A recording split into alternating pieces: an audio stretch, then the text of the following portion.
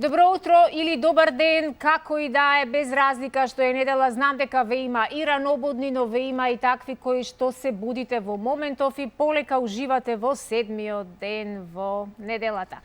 Во ова зимско предпладне јас ви предлагам да останете на фреквенцијата на Алфа телевизија, бидејќи за вас подготвивме опуштени содржини, такви се и нашите гости, инспиративни и ќе ни зборуваат за сето она кое што е нивна голема љубов, пасија, хоби, а за некои можеби и професија. Што се однесува до гостите кои што денеска ги имаме во студиото, за почеток правиме еден видео мост во Ровињ, во прекрасниот Ровињ на Истра, каде што ќе ви представиме една успешна приказна на наша македонка која што го негува пишаниот збор, има напишано 5 романи и се вика Габриела Давидовска Банич.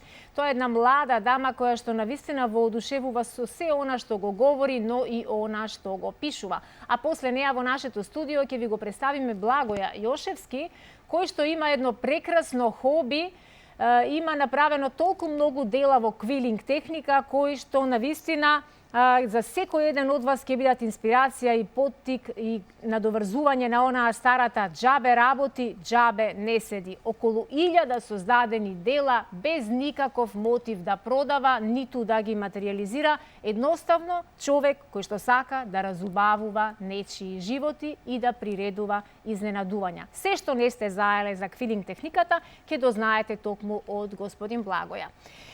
Сите вие пак кои што денеска немате некаков посебен друг план, веднаш по завршувањето на нашата везилка, која што следува веднаш после утринската емисија, знаете дека можете да го посетите љубовниот базар во Скопје во пресрет на денот на влюбените во Сити Мол на 14 февруари, значи од денеска па натаму во Скопје Сити Мол се организира голем љубовен базар на уникатни современи уметнички творби кои рачно ги имаат изработено мајстори, креативци, повеќе од 20 индивидуалци, уметници и 19 брендови ќе ги представат своите најнови и оригинално рачно изработени производи.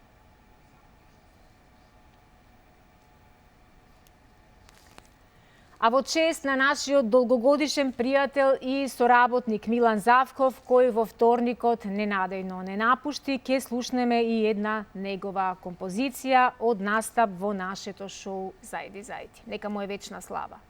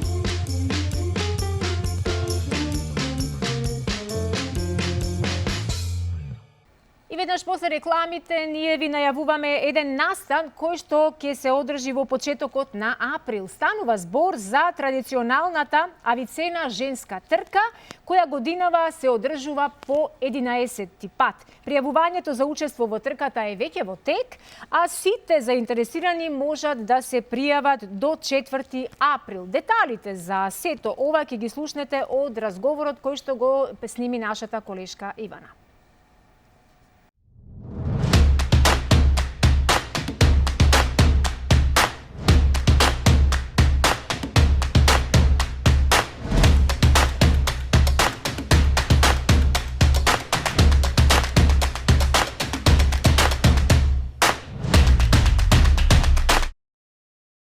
Девети април 2023 година е датумот кога треба сите девојки, мајки и жени да бидат дел од Авицена женската трка. За тоа што се ќе се случува на трката, како ќе може да се пријавите се до 9 април и дали можеби треба да имате некоја поголема физичка подготовка токму пред трката. Ова утро ќе разговараме со организаторката токму на Авицена женската трка, Гордана Николовска од Сојуз на спортови на Скопје. Најпрво, Гордана, ќе ти посакам добро и убаво утро. Добро утро. Гордана, ни се наближува 9 април, пред само неколку денови ги отворивте нели и листите за пријавување токму за оваа Авицена женска трка, која што традиционално се одржува по 11 пат во главниот град. Како тече пријавувањето, односно каде и како можат да се пријават сите девојки и жени кои што сакаат да бидат дел од оваа гламурозна трка која што се одржува на 9 април?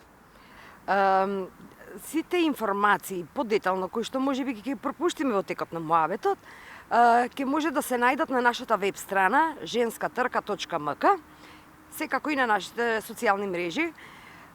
Трката е во должина од 3 километри, пријавувањето започна пред 5 дена и оди одлично, како што може да видам дека стотина жени се веќе регистрирани. Има 7 категории.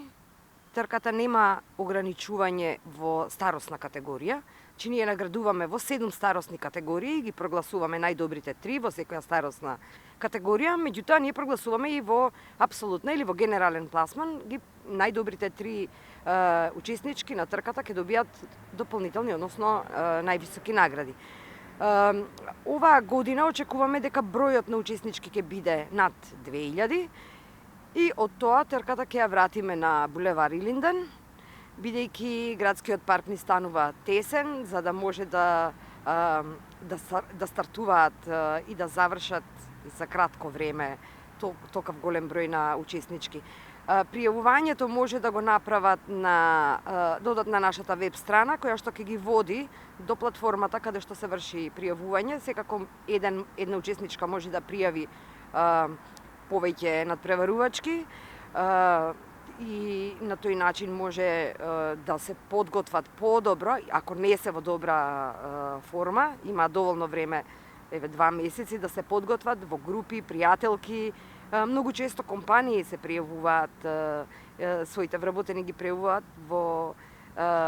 да бидат дел од трката, од Авицена женската трка и на тој начин мислам дека забавата е неминовна, а последицата е да ги мотивираат колешките вработените, а ние жените, да бидат физички активни, да не престанат со рекреација, бидејќи рекреацијата е здравје, а токму оваа трка, како иницијална трка пред одржување на останатите трки кои што ни се во програмата, тоа е Скопје трча 10 км и Визар Скопски маратон, сакаме да ги мотивираме жените во поголем број да учествуваат на спортските настани, бидејќи низ годините бројот на жените е помал во споредба со мажите и токму со оваа женска трка ние успеавме во некои од трките бројот на женските учеснички да го зголемиме. Например, на Скопски маратон, на трката на 5 километри, бројот на жени е поголем од она на машките учесници. Поентата ни е да не си создаваме премногу изговори. Точно е дека сите имаме обврски, не само жените и мажите имаат премногу обврски, но да се ставиме малце и на преден план, да не бидеме секогаш споредна улога, да си најдеме време за себе, за рекреација, да бидеме физички здрави, активни, да бидеме здрави, бидејќи на тој начин ќе бидеме среќни, на тој начин ќе бидеме продуктивни, не само за нашето семејство, туку и за околината, ќе бидеме попродуктивни, а секој сака да соработува и да живее со позитивна, среќна и здрава личност. Да, Гордана, споменав дека по 11 пат се одржува токму авицена женската трка. Тоа значи дека веќе има голем интерес чим секоја година или продолжува традицијата да се одржува оваа трка, но каков е интересот тебе? Дали можеби од година во година се зголемува бројот на учеснички и дали се постигнува и достигнува целта која што ја сакаме сите, а тоа е да имаме поздрав живот, односно да се трудиме да бидеме што е можно поздрави, а секако за тоа ни е потребна физичка активност. Така е. Целта ја постигнуваме. Ако пред 11 години имавме околу 200 пријавени, и за која што сметавме трка дека тогаш беше успешна, минатата година имавме 2000 пријавени и на едно страшно невреме трката се одржа со околу 1500 учеснички на тој дожд пороен. Иако никој не веруваше дека ќе дојдат толку жени учеснички, дојдоа. Еден факт што нас како организатори не загрижува, меѓутоа општеството е тоа кое што треба да биде загрижено. Бројот на учеснички во категорија од 14 до 18 години е најслаб. Тоа е доба кога што девојките се во најголема имаат најголема сила, имаат најголема енергија. Тоа не се случува само во Скопје, тоа се случува во цел свет и во сите спортови. Но молба е до родителите, молба е до професорите, до наставниците во средните училишта да најдат начин да ги мотивираат девојките. А момците ги молиме да дојдат во поддршка, бидејќи многу е важна таа поддршка што ќе ја добијат жените и девојките за време траење на женската трка, дека не се сами, дека имаат поддршка и за другите трки. Но овој факт од 14 до 18 години искрено не загрижува, бидејќи во тој период ние очекуваме високи резултати. А женската трка е иницијална трка од каде што во помалите категории ние гледаме и врвни таленти. Значи нас ни се случува, имаме ние девојчиња кои што не пропуштиле ни една женска трка. Тие девојчиња веќе тренираат активно атлетика и веќе имаат одлични резултати. Зошто да не тоа го направат и останатите родители, да им дадат еден одличен пример како се спортува од мали нозе, како и мајките можат и бабите да рекреираат, а на крајот на криштата резултатите се неминовни, но најважно е да бидеме физички активни.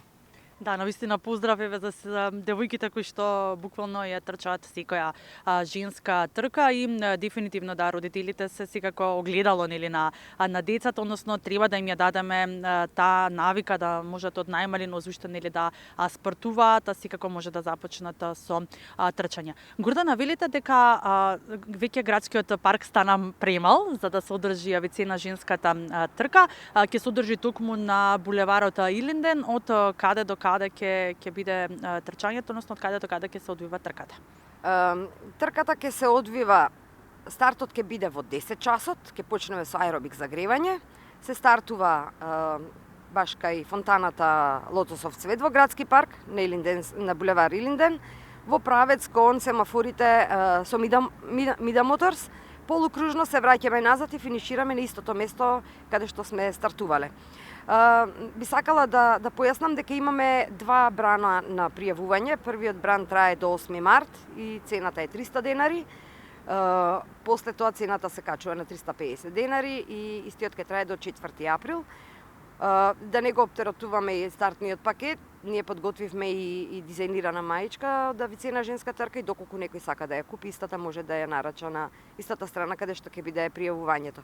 Сите оние кои што ќе се пријават и до 30 март ќе имаат испишано име на бројот, а во стартниот пакет, значи покрај стартното бројче кое што има електронско мерење време, сите учеснички се осигурани, ќе имаат подароци од спонзорите, ќе имаат голема фотогалерија на која што ќе се потсетуваат и нема да заборават да се пријавуваат и на следните трки. Да, мислам дека е една голема мотивација за секоја дама да биде дел од Авицена, големата женска трка која што се одржува по 11 пат. Имаме ли број на учесници кога ќе се затвори, колку се потребни број на учесници за да се затвори трката или пак ќе на се додека се пријавуваат ќе имаат можност да бидат дел од трката? На оваа улица, на оваа траса, капацитетот на старт е многу поголем. Не очекувам дека ќе се деси да имаме 50.000 учесници. Но во еден ден може би тоа ќе се случи. Кога во оној момент кога организаторите ќе сметаат дека се постигнало некое високо ниво на густина на старт, тогаш може да ги затвориме пријавувањата и затоа е најдобро да пријавувањето се случи што побрзо. Да, јас ти ветувам дека оваа година ќе бидам дел од Авицена женската трка, но ајде како заеднички еве да ги мотивираме и останатите дами, девојки, жени кои што можеби се двоумат дали да бидат дел и дали да се пријават. Нели не е многу тешко, се работи само за неколку километри кои што буквално секој мислам дека кој што малку повеќе оди пешки ќе може да ги истрча. Така е, 3 километри е дистанца која што ние ја препорачуваме да се започне. Дури и оние кои што не се многу добро физички подготвени имаат време да почнат со пешачење покрај кеј. Или било каде што живеат, 3 километри може да се истрча. Ако не можат да го дотрчаат, може и да одат, нема да бидат дисквалификувани. Така се почнува. Меѓутоа, следната трка веќе ќе трчаат со многу подобар резултат. И верувате или не, дека во категоријата над 50 години имаме многу спремни жени, кои што трчаат дури и маратонска трка на 42 километри, на кој што јас сум особено горда. Не велам дека секој може да истрча 42 километри, но 3 километри секој мора да ги истрча, кој што е во можност. Ти благодарам на Гордана за одвоеното време. Ви посакувам да имате уште една успешна трка и секако се гледаме на 9 април на Авицена женската трка. Се гледаме со стартни бројчиња. Да, секако ќе ве поканиме еве уште еднаш да се видиме и да бидеме дел дамите, жените, мајките, сите вие кои што сакате и имате можност да се пријавите секако до 4 април трае пријавувањето да бидете дел од Авицена женската трка која што ќе се одржи тука во близина на градскиот парк на булеварот Илинденска и ќе се одржи на 9 април со почеток во 10 часот.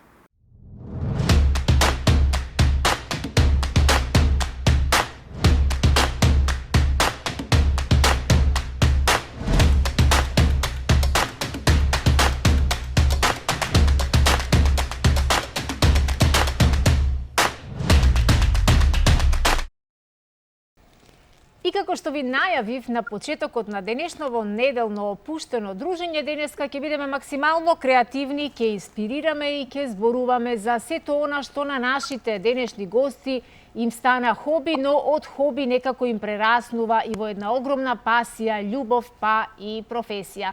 Денеска правиме видео мост со една наша успешна македонка која живее во Ровињ, патем пишува на македонски и на хрватски јазик, но секаде и секогаш Македонија е присутна во нејзините дела. На линија ова утро од Ровињ ја имаме Габриела Давидовска-Банич. Габриела, добро утро! Добро утро и ве поздравувам, поздрав до сите гледачи, до сите вас во студиото. Ви благодарам за оваа можност да се видиме на еден ваков начин. Так. Јас многу се радувам и многу сакам да истражувам и да дознавам за наши успешни македонци и македонки ширум светот, но ти ја имаш таа чест и можност да живееш покрај море на Истра во убавиот Ровињ, каде јас не сум била повеќе од 15 години и толку многу ми недостига, можеби и ќе имам наскоро прилика да дојдам и да те посетам и да видам како живееш, каде твориш и каде се инспирираш, но еве кажи ми за почеток, пред да ми кажеш нешто повеќе за творештвото, кажи ми, успеа ли Македонија да ја на некаков начин да ја преболиш и да најдеш свое парче мир во убавиот Ровињ? Не. Всушност вака, јас пред минатото лето, пред една личност кажал вака, нити сум овдека, нити сум таму. Тој паметен човек ми рече, не си во право, ти си и овдека и таму. и се согласувам со него. Значи, Македонија не е преболена, никогаш нема да биде преболена. Меѓутоа, ја овде навистина си го најдов својот втор дом. Да се разбереме. Мене тука навистина е убаво, навистина сум убаво прифатена. Не сакам да правам паралели, има работи кои овде се подобри од таму, а има работи кои таму се подобри од овде. Јас ги имам двете земји, ги имам двата града, ги имам двата народа, на мене ми е супер. Имам два Великдени, имам два Божичи, имам празници, едно чудо и многу ми е убав животот. Да, прекрасно. Така размислува секој космополит, а космополитите се луѓе кои целиот свет им е дом, целиот свет им е место каде се пронаоѓаат себе си, каде уживаат и каде внесуваат радост на секаде каде што ќе пропатуваат. Така посакувам да биде секогаш каде и да те однесе животот, можеби некогаш и професијата. Пишуваш од многу одамна, дали си нашла досега одговор зошто, од каде тој порив за пишување? Искрено не пишувам од многу одамна. Од многу одамна имам желба за пишување. Значи, уште во основно училиште, мојата драга професорка по македонски јазик, сега веќе покојна, го откри тој талент и ме гураше по надпревари, по литературни средби, по секакви такви некакви случувања. И дури понекогаш ми беше и напорно, зашто секогаш јас, зашто морам јас, секогаш јас. Да се чувствував како да бев казната. Дури таму некаде пред крајот на школувањето разбрав зашто јас кога видов колку на другите деца им е тешко да направат писмена работа. Таа жена во мене ми го покажа мојот талент, го виде во мене, однесуваше кон мене како мој родител, беше навистина многу добра со мене. И запаметив дека ми раскудна желба за пишување, за уште повеќе пишување, малку повеќе ме беше према поезијата која денес ми е запоставна, малку повеќе по прозата.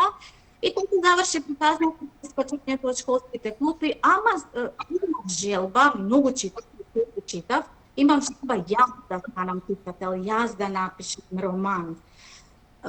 Еден ден така разговаравме, мојата тоа приказна, тој има 11,5 години сега, тогаш имаше 9,5. И најсериозно ми праша, зашто си престанала да пишеш?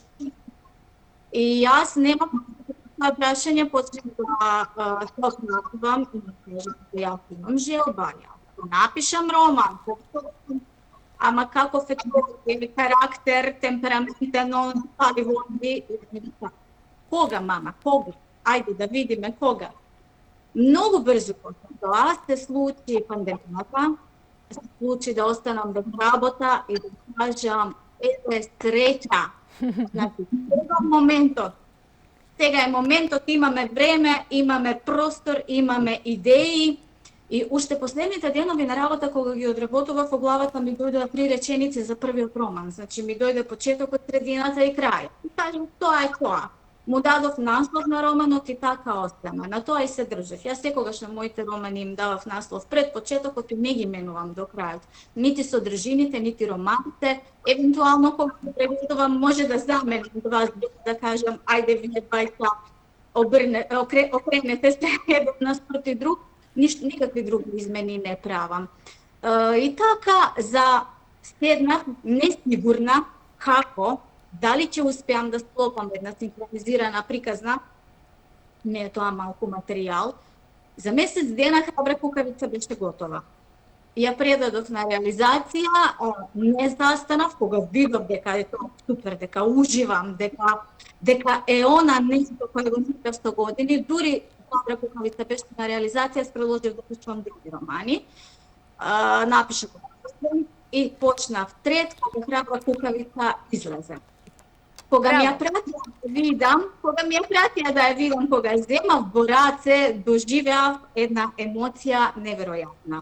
И тогаш знаев дека мојот повик и дека од тука натака нема да престанам да пишувам. Прекрасно. Значи во секој лошо има и по нешто добро. Пандемијата не затвори дома, ни ја ограничи слободата, ни ги врза устите, но не ни го врза перото. Така, напротив, кај тебе приказката дека тогаш започна целата страст со пишувањето и многу луѓе навистина пронајдоа некое свое хоби, пронајдоа некој искриен талент кој што никогаш немале храброст па и време да го извадат надвор на виделина за да можат да го споделат со светот и навистина прекрасно. Кажи ми, колку си самокритична, колку си несигурна додека создаваш некоја приказна, фантазијата претпоставувам дека мора да е вклучена на најако за да можеме ние да создаваме ликови, да креираме приказни, да правиме заплети и така натаму. Размислуваш ли секогаш, се ставаш ли во улога на читател, како тоа читателот ќе го протолкува и како тој ќе го разбере некој заплет, да речеме? Секако. Јас сум секогаш во улога на читател, меѓутоа јас сум специфичен читател. И моите романи ги правам онака како што на мене би ми се допадале. По тој критериуми. Јас многу содржини не читам, или ќе започнам некоја книга и ќе кажам нити е книгата лоша, читаноста е, не знам, бестселере, не е за мене. Не благодарам и те оставам. Јас книгите ги правам на прво место за мене. Значи, во нити еден мој роман, нити еден лик нема влезено главен лик, а да јас не се согласувам со неговиот карактер. Може би го создавам од фантазијата, може би го земам од 15 луѓе околу мене да го направам тој лик, ама додека јас не сум, додека не е на моето задоволувачко ниво, книгава нема да излезе. Така да сум доволна читател, не се сомневам во себе воопшто и тоа се докаже дека има луѓе слични на мене на кои моите романи се допаѓаат. Одлично. Те инспирирали дополнително морето. Јас мислам дека кога би ја имала таа привилегија да живеам на море, да можам да се осамам, да ја слушам, да го слушам звукот на морето, да гледам постојано, секојдневно во тоа бескрајно синило, да мирисам сите мириси што ни ги пружа морето, мислам дека навистина би направила чуда, би напишала чуда да ја имам таа чест, затоа што мислам дека луѓето кои што живеат на море не се ни свесни колку се благословени. Да, за жал така е. Јас кога дојдов моите први денови од животот на море беше секое излегување од дома, секое поминување на кај продавница било каде, поминување покрај морето. И како ќе се ние луѓето сме чудни суштества, многу брзо се засетуваме од некои работи. Се фатив себе си во еден момент дека не ми е важно да поминам по обала или да поминам од друга страна. И тогаш си кажав, мора да се разгледам себе сама, да се вратам на тоа дека Господ ми овозможи да живеам тука и дека треба да му благодарам секој ден поминувајќи по истата патека и благодарајќи му. Значи морето и така е лековито. Тоа е лековито, нели? Тоа е лековито. Да. Мојата зграда е 70 метри од морето. Јас немам кај да искочам на морето. И секако е инспирација, особено оние фантастични заедисонца со неверојатни бои. Не можеш тука да останеш рамнодушен. И еден пријател се допишувавме и ми кажав дека пишувам и ми вика, а кај си? Јас сум па дома пишувам. Како можеш да пишуваш дома? Лаптопот со себе и таму на планија.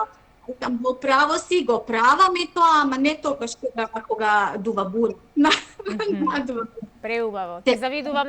Тука морам да ти признам дека ти завидувам затоа што ја имаш таа привилегија, лаптопот под мишка и на обала. Прекрасно. Ми интересира, Габи, многу. Те имали тебе во твоите романи, во твоите писанија? Апсолутно ме има и тотално ме нема.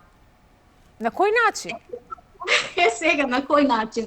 Значи, нити еден мој роман не е автобиографија, меѓутоа, како што кажав, ја нити еден лик не го правам без да е во согласно со мојот карактер. Така да, сите мои ликови не се јас, ама те како ми има во нив. Значи, пораката која ја праќаат тие ликови е моја. Јас сакам да им испратам на луѓето.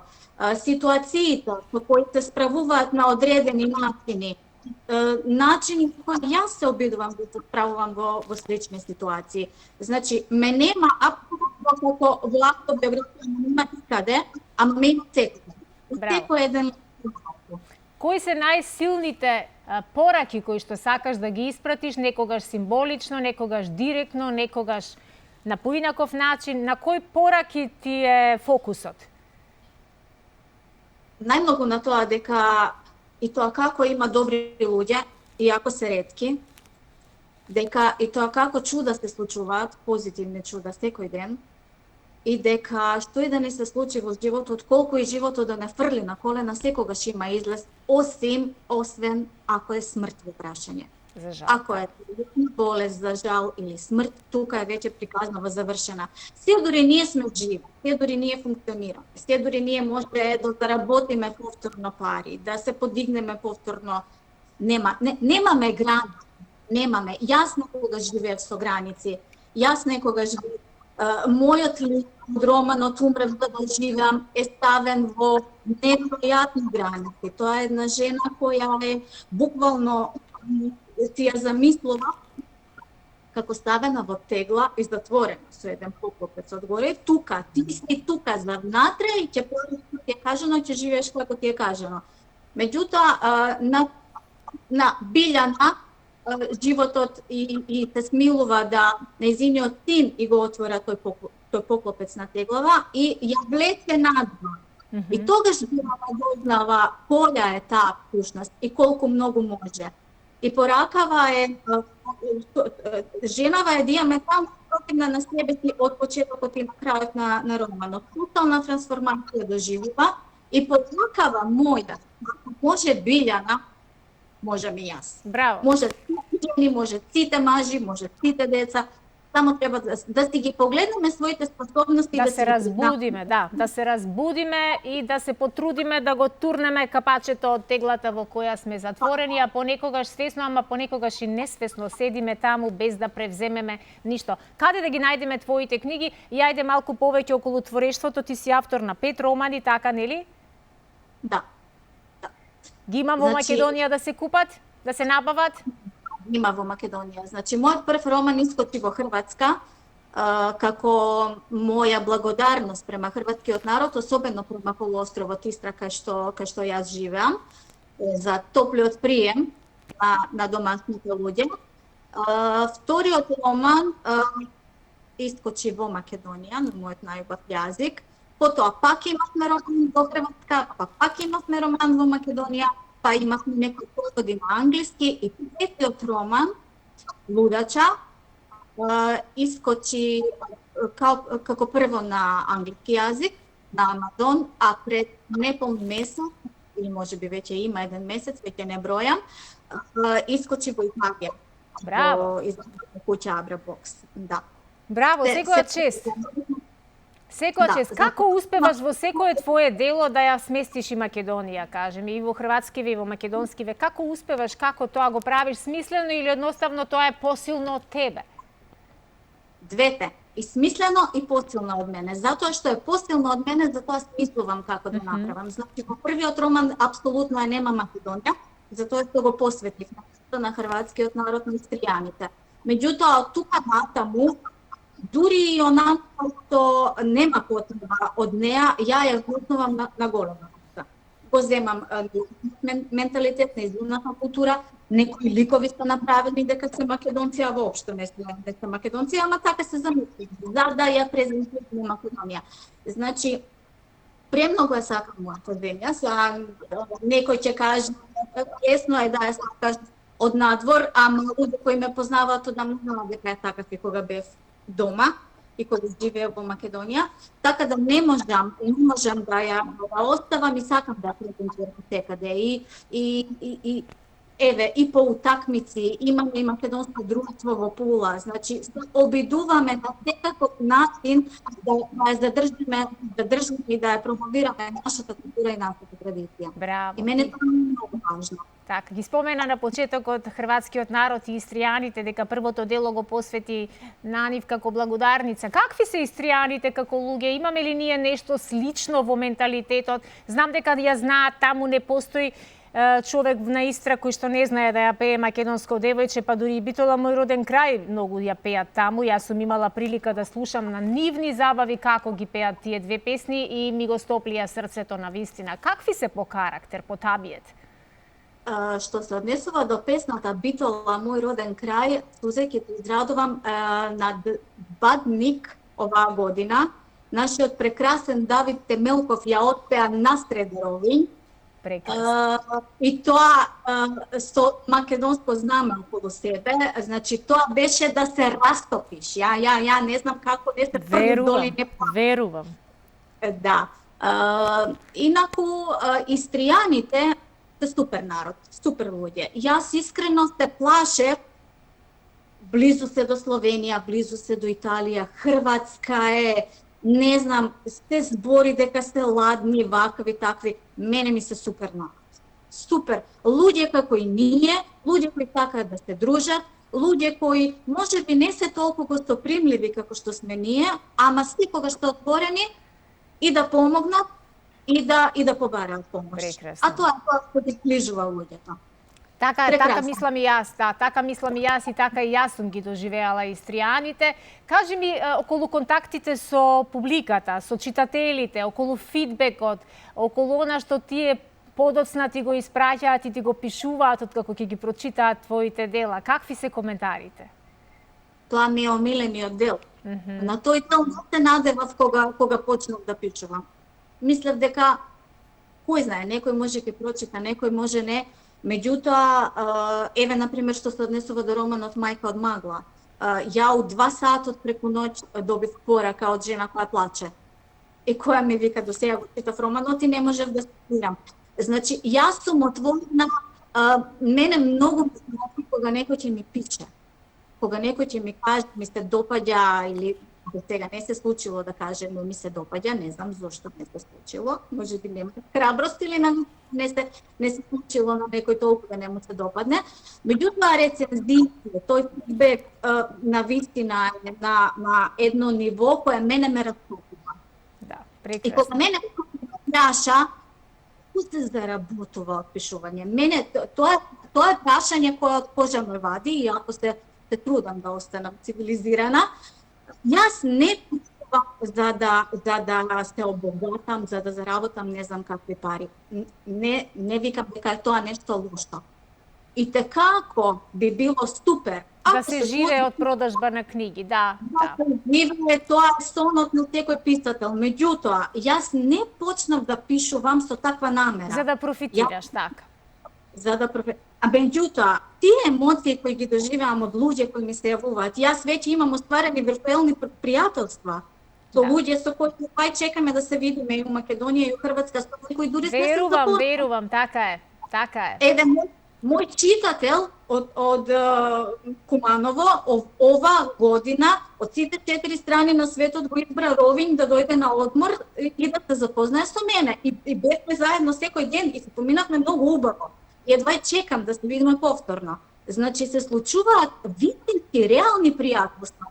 Со некои од тие жени, од тие читателки, веќе нити не разговараме за книгите, за романите, ние разговараме сосема други теми, разговараме за детето, за семејствата, за работата, но тоа е убавиот дел, емоцијата која ја доживувам. Така, едва чекам кога ќе се сретнеме на твој или на мој терен, неважно да си размениме книги и да си споделуваме коментари од после што ни се допадна или што ни остави впечаток. Мене знаеш што ми е најубав момент во мојата пишувачка приказна, кога ќе добијам убава благодарница или порака и кога ќе добијам фотографија дека моите книги го свртеле светот, добивам слики и фотографии како моите книги се сончаат на Бали, на Малдиви, Тајланд, Флорида, Лас Вегас и каде се некаде што моите читатели ги однеле низ светот, ги сликнале и ми испратиле фотографија. Тоа ми е посебна радост и уживање вистина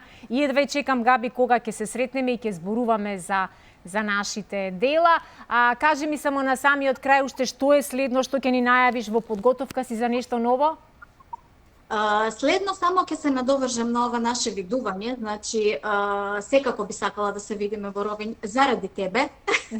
Меѓутоа, мислам дека можноста да се видиме во Македонија е поголема, затоа што долго време се разликуваше едно прашање дали распустот, некој мини распуст од син ми кој сега ќе се случи на крајот на февруари и мојот годишен одмор ќе се поклопат и на крајот испадна дека се поклопија. Супер. И дека сепак доаѓаме до крајот на февруари. Прво во Скопје февруари. ќе се видиме, така?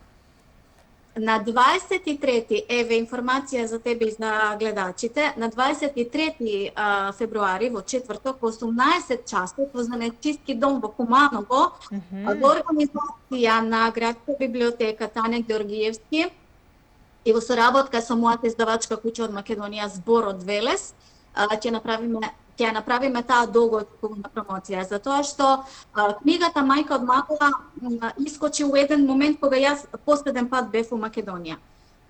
Нити некоја имаше прочитано, нити имавме некакви средби, нити имавме некаква промоција, ништо. Од тогаш у Македонија имаме уште една книга и ова е моје прво доаѓање од тогаш до сега. Веќе има читатели, веќе има луѓе кои ја прочитале, веќе има, како што спомнав, некакви пријателства.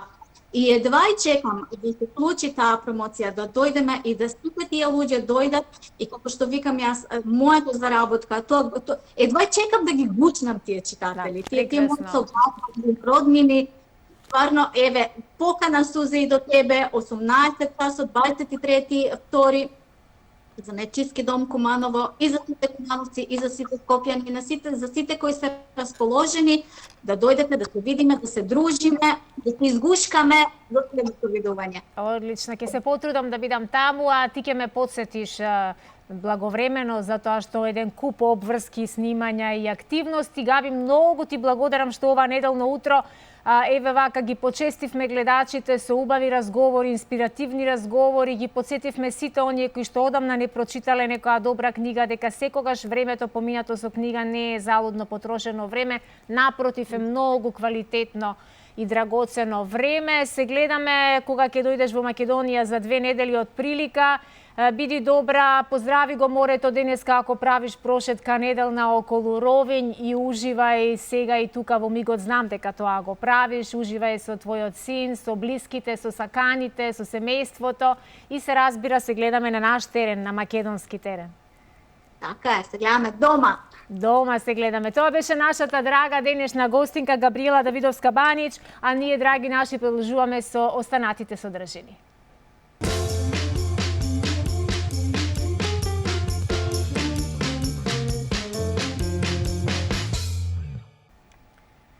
Февруарските денови се денови во кои што најмногу ни недостига добар и здрав воздух. Во зима, кога нашето убаво Скопје се гуши во чад и смог, ние за среќа си го имаме водно и за малку да можеме да побегнеме на чист воздух, да ги наполниме белите дробови, иако оваа зема вистински не видовме снег. Врвот на водно секој викенд е препон со млади луѓе, ентузијасти, љубители на природата, но и семејства со мали деца кои што излегуваат да се прошетаат, да уживаат во сонцето и да побегнат од енормното аерозагадување. Екипата на нашата телевизија со жичарницата се качи до врвот на водно, а нашата Бела пак разговараше со раководителот на Скопската жичница за тоа колку луѓе се извозиле досега и за сите доживувања поврзани со оваа вистинска градска атракција.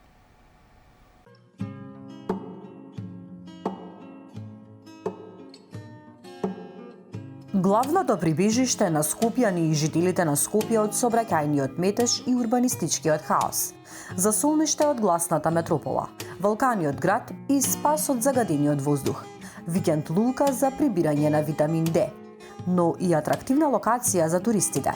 Скопскиот рај се нарекува Водно. Убавата планина од 3 јуни 2011 година станува уште попримамлива, откако станува подостапна и попристапна за посета до највисоката точка, од каде распослано како черга се гледа подножјето на Водно. Ова утро и ние се издигнавме горе, над Скопје, на 1066 метри надморска височина. Нема да се пофалиме со утринско планинарење, но ќе се оправдаме со тоа што брзовме да ви ги пренесеме убавините од тука и приказната која ја крие Скопската жичница. И нашиот утрински подвиг е се со цел да ве примамиме и вие да излезете на свеж воздух. Жичницата Милениумски крст за помалку од 5 минути не издигна до последната точка – Крстовар. По топлото планинско чајче со кое не угостија, поразговаравме со нашиот домакин, Борис Ивановски. Ви благодарам што ја прифативте поканата и што со нас и со нашите гледачи ќе споделиме за сите детали поврзани со оваа жичница. Ви благодараме и на вас на поканата. Поздрав до гледачите на Алфа телевизија. Така, ајде да започнеме. 12 години, ова е 13-та година, ја ситниме со еден од најатрактивните места. Ќе речам најатрактивната локација е токму оваа жичница, бидејќи привлекува многу туристи. Со постоењето на жичницата се размрда и градот Скопје. Кажете ми, имаме ли статистика, водите ли статистика од прилика колку луѓе се качиле на жичницата? Па водиме статистика, да ви кажам вака, пошто кажавте веќе 13 на години како постои жичницата, кога почнаме со работа, оние планинари што се тука што доаѓа, можеше на прсти да ги изброиш на раздвиженоста, да кажем. Сега некаде имаме и по 700, по 800 билети само за враќање во еден ден. Оние што доаѓаат горе што пешачата се враќаат со жичара, а има и други што се враќаат и пешки. Похрабрите. Да. И со кондиција повеќе. А инаку со жичарата имаме доста превезени патници. Сега бројка, да кажем, ајде, во цела Македонија има превезено во овој период, да кажем, да бидам малку поскромен.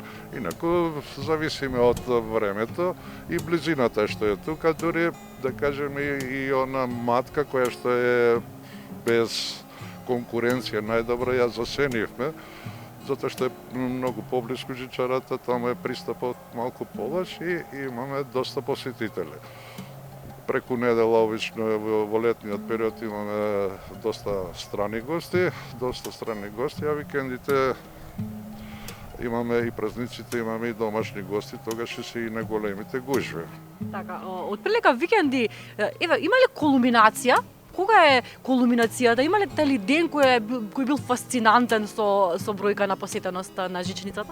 Па има, најчесто се неделите, пошто сите сега и со законот нема да се работи, не се работи во недела и обично се неделите и празниците кога се и самата близина и да бидеме реални и оваа криза не можат луѓето да одат подалеку и тука им е најблиску и најевтино да дојдат и имаме посетеност. Инаку, еве као за пример да кажем, јануари имаме некаде овој јануари околу 30.000 билети, не рачунајќи ги децата до 6 години кои што не ги венитираме, пошто не ги наплаќаме, значи некаде преку 30.000 посетители имаме со жичарата само. Интересно е што жичарата нуди можност да се привезат и миленици, воедно нуди можност и велосипедистите, односно оние кои што не сакаат да се искачат со велосипед до овде, и таква можност нуди. Бидејќи сте од почетокот на постоењето овде, на оваа позиција, сте виделе секакви лица, сте виделе секакви реакции. Споделете со нас како реагираат оние кои што првпат се соочуваат со жичницата? Какви се реакциите? Какви се коментари добивате? Видите, само што ќе влезат веќе во оној делот кај што е жичарата, малку се луѓето престрашени, сепак е нешто ново за оние што доаѓа првпат што не се возеле. После тоа веќе се навикнуваат и има разни реакции сега во тој дел, од страв, малку од паника, од сите тие работи. Има забавни моменти, јас сум била сведок на ситуации со миленици, со кучиња кои што не сакаат да влезат. Има такви дури и непријатни ситуации кога куќето не сака да влезе во... Па има, сигурно дека има, ние ги возиме и по законот за сообраќај треба да биде во транспортера. Ние како луѓе и како нација не почитуваме тоа и ги возиме и во колите ги возиме без транспортери. Не се навикнати миленичињата да бидат и има малку проблем околу тоа. И дори некои одбиваат да ги возат во транспортер, па така малку со убедување така. Да, треба да се навикнеме на оние основни правила на однесување. Како човек кој што секојдневно е овде, сакам да ве прашам и околу културата на однесувањето. Еве со овој разговор да ја поттикнеме таа култура кај народот кој што доаѓа овде. Забележувате ли подобрување во однесувањето на луѓето кои што доаѓаат на планина во однос на оставање на отпад? Како се однесуваат ете и со жичницата? Дали имаме културно однесување? Во почетокот не бавме толку, а сега веќе сум задоволен. Доста веќе напредуваме во тој дел како народ и како посетители. Немаме многу околу тој дел што е оставање на отпад и сето тоа. Се многу посовесни патниците и граѓаните и планинарите што доаѓаат тука, така да немаме толку многу проблем. Нити во кабините, нити во жичарат. Бидејќи овој разговор го правиме во период не е викенд, тоа сакам да кажам, не се забележува многу раздвиженост овде, ќе споделиме со гледачите, но забележуваме туристи. Јас конкретно забележав странци кои што има овде. Дали тоа е показател дека во периодот секако и во текот на неделата има посетеност од граѓани кои што можеби се од кои што не се државјани на Македонија? Каква е посетеноста за време на работните денови? Како што кажав, независимо од времето, колку сме и претежно и луѓето како се слободни, што се слободни. По оној дел, да кажеме, од април до ноември, преку недела, претежно работиме со страни туристи, а и тука и сега и овој период имаме исто преку недела работиме и со страни туристи повеќе, него со домашни, а викендите веќе сосема друга слика, тогаш имаме и наши посетители. Да, и надвор од Скопје претпоставувам доаѓа. Имаме ли можеби статистика за тоа колку странски државјани биле? Дали водите за такво нешто статистика? Не, за тоа не можеме да водиме статистика, затоа што билетите се цената на билетите исто дали за страни или за домашни гости, немаме како да водиме статистика, ама некоја моја проценка, пошто сум долго во оваа бранша, сметам дека 70% од посетителите што се во Скопје, па и во Македонија се тука присутни. Неизбежно е веќе жичарата за да се посети. Господин Борис, ајде малку околу техничкиот момент, како функционира жичницата, односно со колкава брзина? 28 куполи се вкупно, колкав е капацитетот, колку луѓе може да собере? Точно, 28 кабини имаме и тие се за по 8 патника кабините.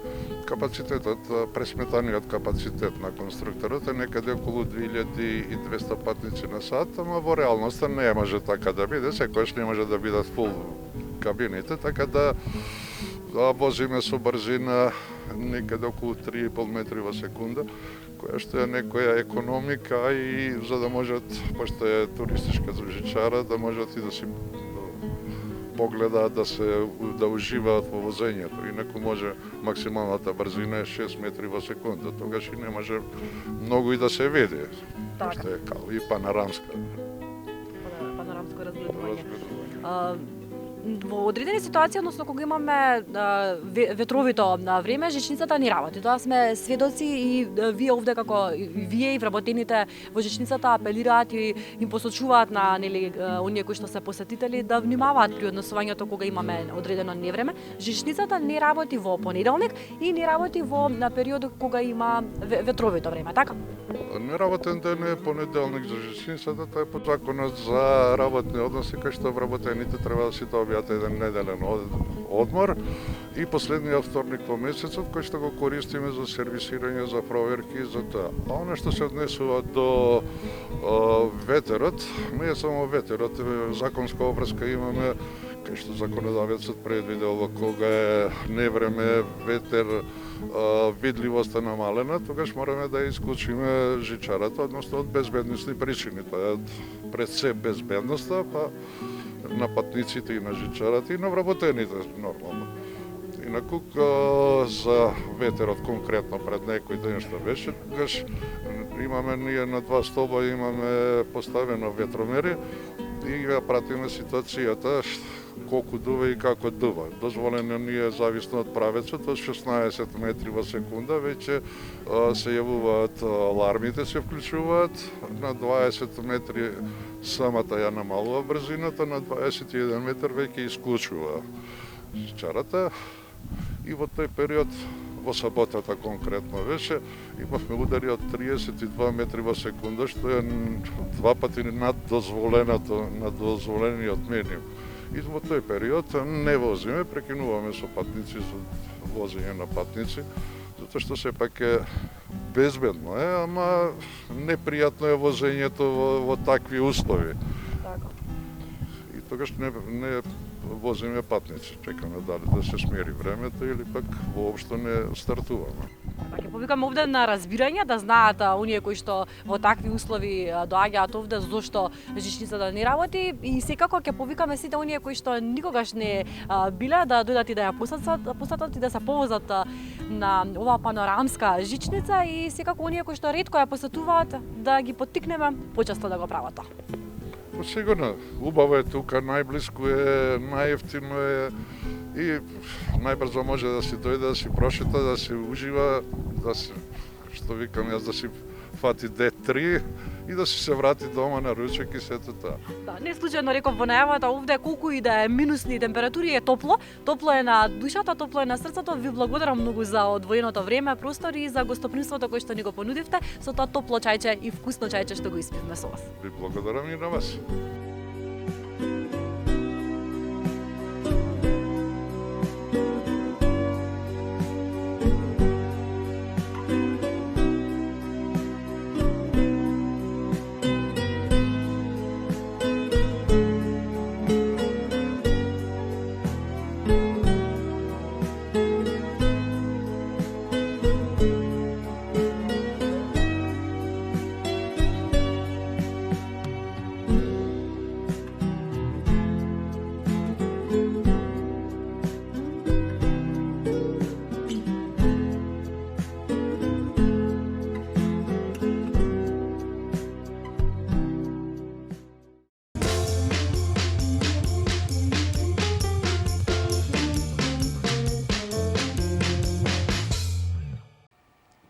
Во најопуштен, уметнички, креативен дух продолжуваме и со вториот наш денешен гости, кој што не само што може да го витка и топи железото, туку прави чуда и со хартија и картон. Тоа било и неговиот поттик како да започне да работи во квилинг техника.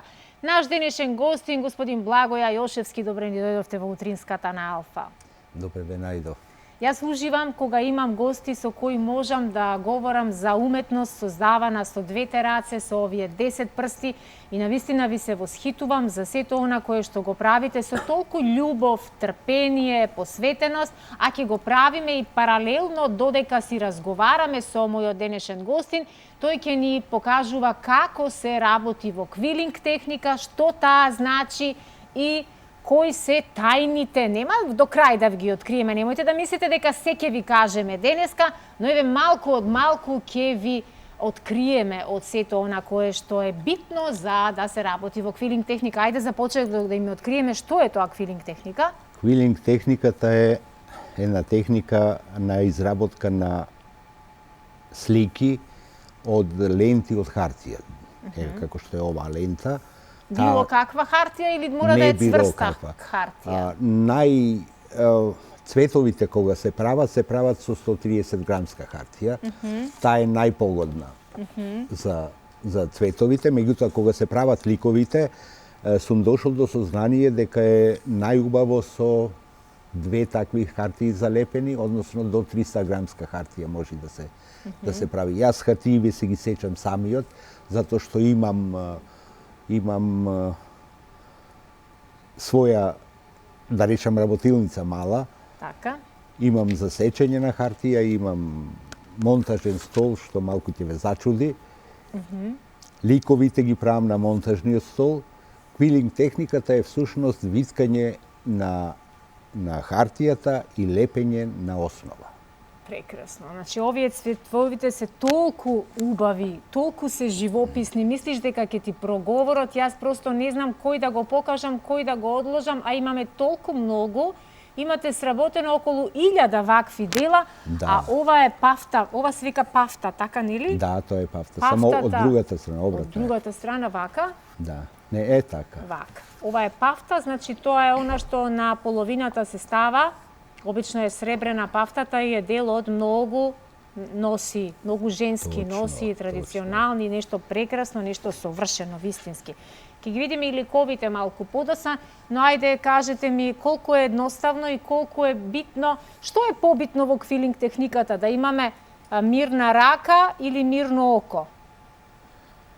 Па битно е се, меѓутоа најбитно е да има желба. Јас не признавам дека некој човек нешто не може да направи.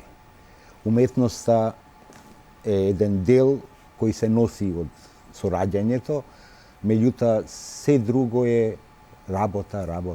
Да, она што ми го кажавте, ме фасциниравте, затоа и го потенцирав на почетокот, дека првично сте виделе дека можете да правите нешто со двете раце кога сте ја направиле оградата на вашата куќа. Да.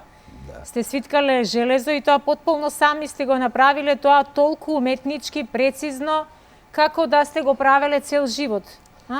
Ви помогна некој или? Па ми помогна само за заварување еден пријател мој, инаку сето друго јас го правев. И тогаш дојдовте на идеја дека? На идеја да почнам да работам во квилинг техниката дојдов после извесно време, кога бев на една изложба во Крушево, еден мој сега пријател. Вие сте инаку крушевчанец роден? Така. И тој работеше во оваа техника, ги видов сликите и искрено да кажам, неговата сопруга поработеше со срма. Мене повеќе ме привлече срмата во почетокот. Меѓутоа, кога малку размислив, видов дека најубаво е да се почне со квилингот. Квилингот ми го потполнува времето, можам да седам многу долго, многу време, и ако квилингот не беше во време со пандемијата, јас не знам како ќе преживее. Браво, секоја чест. Пред малку ја видовме Света Лидија и мајка Тереза, а сега го гледаме овој прекрасен крст. Браќата Кирил и Методи се овде. Морам да ги покажам и нив и додека дојдам до Гоце Делчев, малку ќе ве замолам за да со внимание, со особено внимание го проследиме, еве го Гоце Делчев, видете само колку совршено е направен и колку точно. Можам само да предпоставам колку е тешко да се изработуваат ликови на овој начин и колку бара сето тоа претходна подготовка, добра концентрација.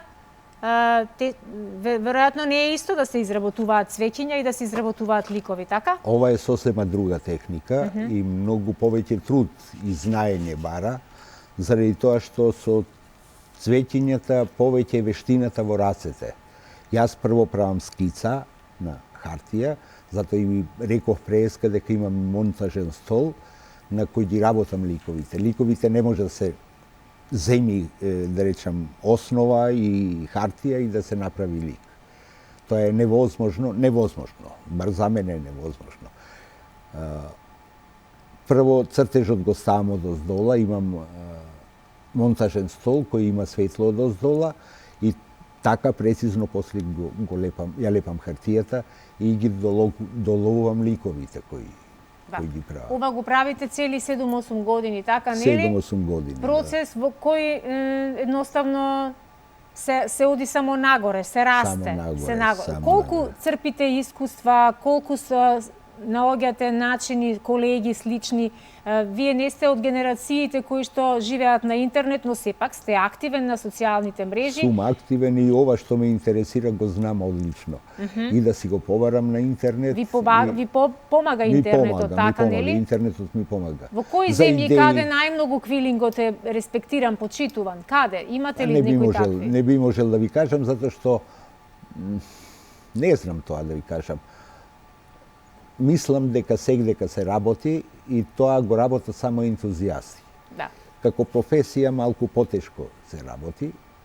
Но е доста искористен, гледам и во декорирање на великденски јајца, квилингот, дури и во облека е вметнат. уникатни парчиња на облека и во многу други Обечки нешта. се прават Накид. накид се прави во таа техника. Јас не сум отишол, иако сум направил за керката и за снаата по некој парче накид. За жал не можев да ви донесам овдека да ви покажам. И не знаев што се можам да донесам, затоа што и повеќето, не повеќето, туку најмалку 600-700 слики и други парчиња што сум ги работел, сум ги подарил. Да. Сум ги подарил без ниеден денар. Браво. Затоа и јас ќе посведочам, ние се запознавме пред некаде 2 години, така некаде беше, кога јас добив порака на Facebook. Тоа беше веднаш после првото објава дека јас и Атиџе сме се сретнали, дека имаме развиено пријателска наша дружба и ми напиша господин Благоја порака дека е многу среќен за тоа што Атиџе има пријателка како мене и ни направи портрети. Портретите се дома, јас си го имам дома, Атиџе си го има ставено во незината дневна соба портретот на господин Благоја и навистина се уверив дека човек кој што се радува на туѓите пријателства, сака да ја споделува таа убава енергија и токму тоа е мисијата која што ние денеска сакаме да ја расшириме и сакаме да ја пуштиме на секаде ширум светот, затоа што на крајот на краиштата не мора секогаш да имаме интерес од она што го правиме, нели? Секако. Мене ме исполнува и тргнувајќи од тоа дека треба да подарам, а многу сакам да подарувам. Многу често и во хуманитарни организации сум се учленувал, не учленувал, туку сум сакал да дадам. На кои се видни личности и каде, на кои се места, не може би на сите нема да се сетиме во овој момент, но каде се ќе ви текне во моментот сте подарувале ваши изработки? Ми се чини нема црква на која не сум подарил дали крст или реплика. Светец. Да, јас имам и света великомаченица Сузана ми ја подаривте пред не знам колку време беше и тоа толку е убаво изработена што навистина неам зборови. На црквите на Мајка Тереза, у куќата на Мајка Тереза, отидов и се понудив да им направам една слика. Сушност побарав слика неизина по која би направил слика во оваа техника. Тие ми дадоа една слика и мислеа дека јас сакам да ги правам за да ги продаваат тие во нивната продавница. Кога им кажав дека ги правам за задоволство и ги правам за да им ги подарам, тогаш многу беа изненадени. За тоа што уметниците обично сакаат, не уметниците, секој човек сака да заработи, нормално. Да, особено во вакви услови во кои сите живееме, да. Мене ми е, јас сум се остварил како човек во животот до сега. Не можем да речем дека сум богат или така, меѓутоа сум задоволен со она што сум го постигнал. И благодарен. И благодарен, што е многу важно. И затоа сум решил да подарувам. И се од сега натаму пак ќе подарувам. Браво. Сега последна работа ми беше во последниот месец и пол, не последниот, последните 3 месеци, правев реплики на икони. Тоа ќе си го задржам за себе, односно ќе им го подарам на фамилијата после мојата смрт. Околу колку реплики имате направено? Преку 100. Преку 100 реплики на икони. Јас мислам дека нема светец кој... Тоа и семејно наследство нека остане, нека го предаваат од генерации на генерации. Снашката ми е по уметноста малку повеќе, најверојатно неизе ќе и подарам. Тоа не значи дека на другите нема да им подарам. Меѓутоа, неизе ќе и подарам заради тоа што таа знае да ги чува. Браво. Знае да ги чува и ќе биде сигурно задоволна со тоа што ќе им го подарам. Прекрасно, навистина. Еве, уште една творба на Свети Кирил и Методија. Јас имам овде се уште, еве вака би им покажала се на нашите гледачи, а вие можете полека таму да им покажете на гледачиве што се друго е битно и неопходно за да почнеме да создаваме нешто во квилинг техника. Ќе морам ќе морат Ќе мораме нешто ќе да... мора да ми дадат од лентите во Да. чесот. Ајде ги замолувам колегите да Извинете, подадеме од извинете лентите. Да не подадеме си од земав. лентите. Еве овај прекрасен цвет, навистина ремек дело какво што Добро, само лентите. какво што можат да создадат само вредни и вешти раце на човек кој што ја сака уметноста, сака да усреќува и сака да прави трајни вредности како што е ова. Еве уште еден вид на цвет. А пролетта како така ни се наближува и нам на сите ни е потребен ваков цветен мотив. Преубави се. Навистина се преубави. Всушност, вие и започнавте со изработка на цветови, така нели? Да. Браво. Не баш вакви и ова е повеќе влечи на ликовите, заради тоа што не е само вртеница и лепено. Да. Не е, се прави, како да ви речем, се прави како лик. Мора да има основа на која мора прво да се нацрта, па после да се... Супер. Ајде да видиме што се крие вашето магично кутивче. Магичното кутивче, се ова што имам, се ножиците и пинцетката и чачкалицата, се е моја изработка. Ова е работата со која можеме да завртиме овие ленти.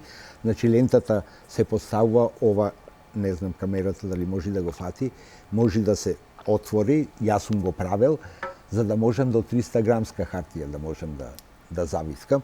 Значи го отворам вака кога е подебела хартијата, го ставам, ја ставам лентата тука и почнува со вртењето. Со вртењето се добива еден круг, а од тој круг има милион можности како да се направи после она што сакате да го направите. Значи, ова се завртува, малку се задржува за да се коригира хартијата, односно да дојде, се пушта во големина, сега вака, не знам дали може да, може да види. Во големина која ја сакате и со чачкалица се зема лепак. Лепакот е за хартија. Лепакот е за хартија, ова е дрвофикс. И го лепиме ова крупче. Треба малку да се задржи, за да се залепи убаво. И после го виткаме, го правиме всушност за намената која е потребна. Која ни е потребна. Основното е да се стисни и од ова, од 5 или 6, или обично од 5, затоа што сите цветови скоро имаат по 5 ливчиња. Еве го цветот, како, се не знам дали може да се види. Од 5 вакви ќе направиме едно цветче. Да. Предпоставувам дека е вистина потребно доста трпение, доста мирна рака и подготвеност да некогаш бидеме спремни дека имаме ние и можеби и лош ден. Има ли такви лоши денови кога едноставно хартијата нема? Нема лоши денови. Значи нема без лоши оглед денови затоа што мене ме исполнува работата, а кога ви исполнува нешто, секако дека нема лош ден. Да, велите Ако дека имам лош ден, не почнувам да работам. не почнувате да велите. Јас не го правам ова за да, извинете, јас не го правам ова за да заработам. Не се мора ништо, да. Јас го правам да си го потполнам времето, да бидам јас прво задоволен. Јас ако не сум задоволен со она што го направив, никому не го подарувам. Имам и таква. Ја имам и првата слика што сум ја направил. Таа нема да ја подарам заради повеќе работи, меѓутоа и не ми се допаѓаше. Да. Не ме обесхрабри тоа да престанам, баш напротив. Се повеќе и повеќе барав начин како...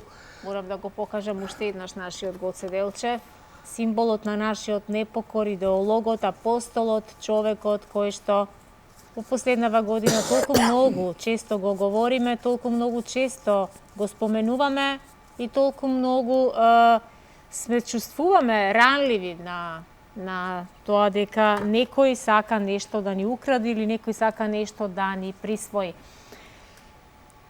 Сте размислувале ли за тоа дека можеби дел од младите генерации, најмладите генерации би сакале да научат да работат во квилинг техника и можност да се направат некакви работилници, некакви предавања, некакви средби. Мислам дека тоа е една одлична идеја да организираме за младите луѓе кои што за жал растат со смартфони и се најголемиот дел од времето посветени на нешто што не им носи никаква придобивка. Јас сум сега слободен човек, немам никакви скороврски, семо оние редовни што можат да се планираат однапред и да се прават тогаш кога јас ке сакам. Јас би бил многу среќен кога некој школу, да речеме, или пензионерски дом, тие се категории кои можат најмногу да го прифатат това.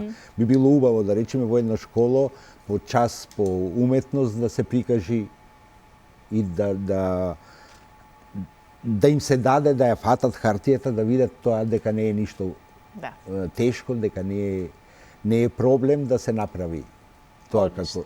Одлично. Јас ќе се потрудам на вистина да овој глас стигне до многу училишта каде што има вредни, посветени и креативни наставници, а ги има многумина. Јас сум готов да ви помогнам. И се надевам дека квилинг техниката ќе успееме да им ја доближиме на најмладите генерации, на дечињата и да им создадеме можностите и тие квалитетно да го пополнуваат своето време. Сигурно поквалитетно отколку со смартфоните и со не викам дека тоа не треба да се прави. И тоа има некаква предност, но воглавно ме обсесија за некакви игри кои што никаква придобивка од тоа не им носат. Не е само ова што носи придобивка, ова ја исполнува душата, заради тоа што човек се осеќа, вие кога ќе стегнете хартијата, правите нешто што не е предвидено однапред.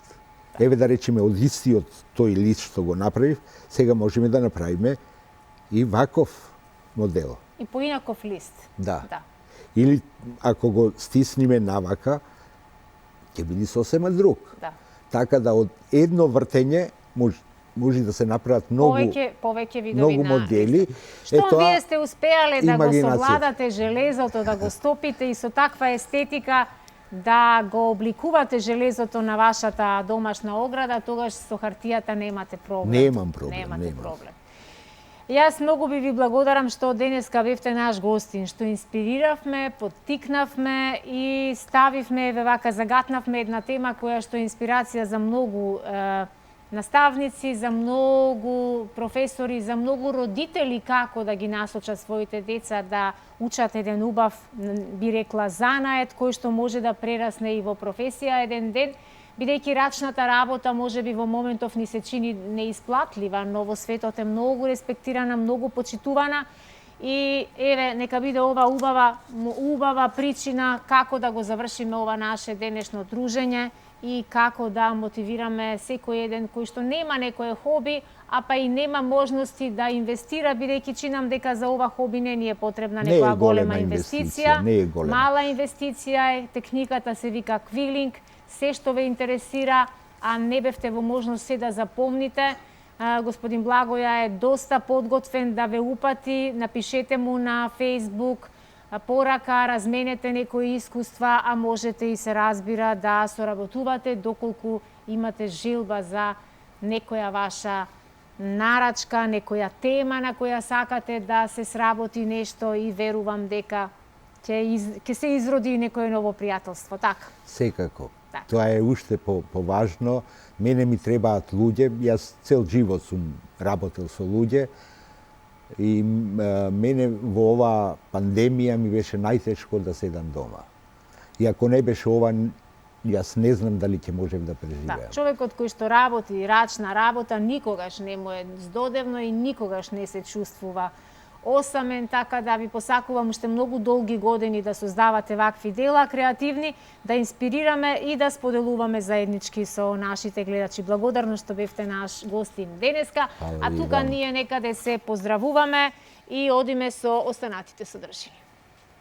Расте бројот на пријатели, поддржувачи и помагатели на СОС Детското село. Уште една општествено одговорна компанија се вклучи во акцијата да им помогне на децата без родители и родителска грижа.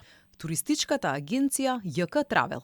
Од секој уплатен летен аранжман ќе донира средства во СОС Детското село за децата кои се згрижени во оваа организација да имаат поквалитетен живот. Агенцијата и представници од СОС Детското село денеска и официјално го потпишаа договорот за кампањата Ти летуваш, ЈК Травел донира, која ќе трае се до 22 јуни.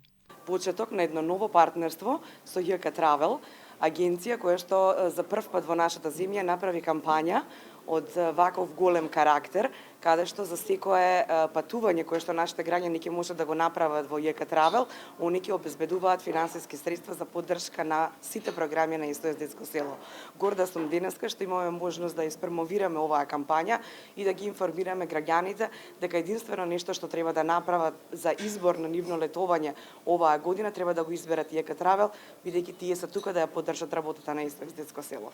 Ние сме навистина среќни како туристичка агенција што ја започнавме оваа кампања со СОС Детско село и сакаме со истата оваа кампања да ги поттикнеме останатите компании да помогнат онаму каде што навистина е потребно. Ретко се во денешно време вистински, односно да се покаже вистинска грижа за некого или за нешто. Во овој случај тоа се децата и младите кои што се без родители и среќни сме уште еднаш ќе кажам што сме дел од едно вакво случување, една акција која што ќе трае цели 6 месеци. Официјално ја започнавме на 22 декември, денеска ја најавуваме и пред медиумите и пред јавноста и ќе трае до 22 јуни. Во овој период од 6 месеци, секој оној кој што ќе резервира летување во ЈК Травел донира во СОС Детско село, односно за потребите кои што ги имаат децата и младите кои што се згрижени токму овде. Покрај оваа кампања, туристичката агенција планира да организира и тимбилдинг заедно со вработените и со децата од СОС Детското село. Ке засадуваат дрвја и ред други активности, бидејќи според нив секој детски сон заслужува да се оствари. Од СОС Детското село се задоволни од одзивот на граѓаните и на компаниите кои во изминатиот период се вклучија во кампањата да им помогнат на згрижените дечиња.